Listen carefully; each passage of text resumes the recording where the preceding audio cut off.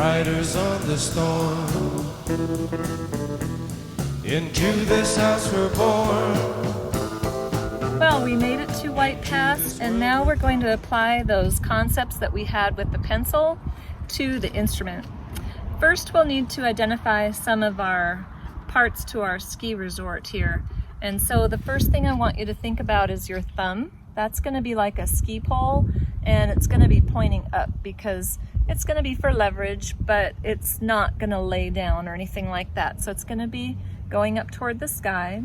We've got our base joint of the first finger that is going to go towards this nut here, which I'm going to call the ridge for our ski purposes here. And we're going to set that base camp on the side of the fingerboard next to that nut or ridge. And then we're going to have park benches and little bunny slopes. Our first finger is going to be sort of angled a little bit. Our park bench will be strong so that it doesn't fall in if somebody sat on it, and that's where we're going to probably need to sit down and put on our skis. And then we have this little area here, which a lot of times I call it the mouse hole. Today it's going to be the entrance to our Black Diamond ski run, which is this nice straight line here.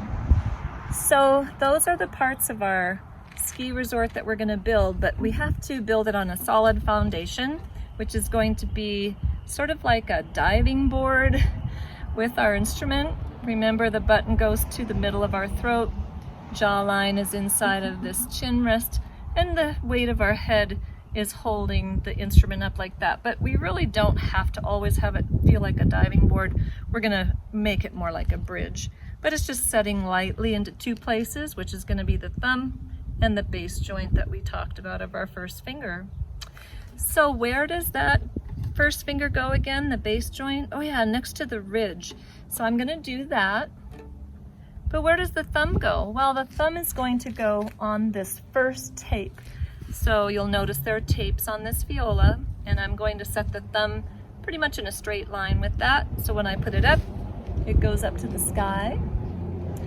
And then our park benches are going to come around where the tip of my finger, kind of a little bit off to the side, but the tip of my finger is going to set down on that first tape, creating my park bench. And of course I wouldn't want it to cave in if I sat on it. And that nail portion of my finger creates that little bunny slope, just a little bit of a curvature.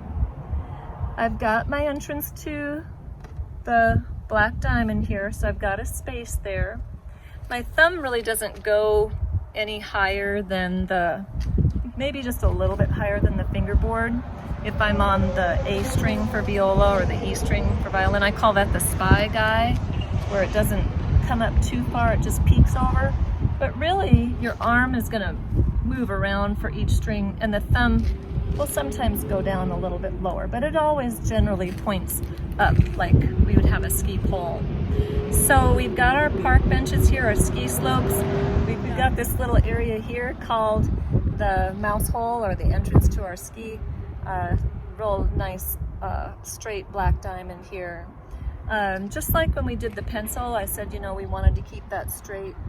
That's basically how we're going to hold our instrument and play when we set our fingers on the string, keeping that nice straight line. Just like in skiing, if I wasn't, doing the proper form, I wouldn't ski as well. Even though I'm more comfortable sticking my butt out like that, because I feel like I'm going to fall and I don't want to fall very far, it really keeps me from skiing to my best ability. So now how do we make a sound with these fingers on the string?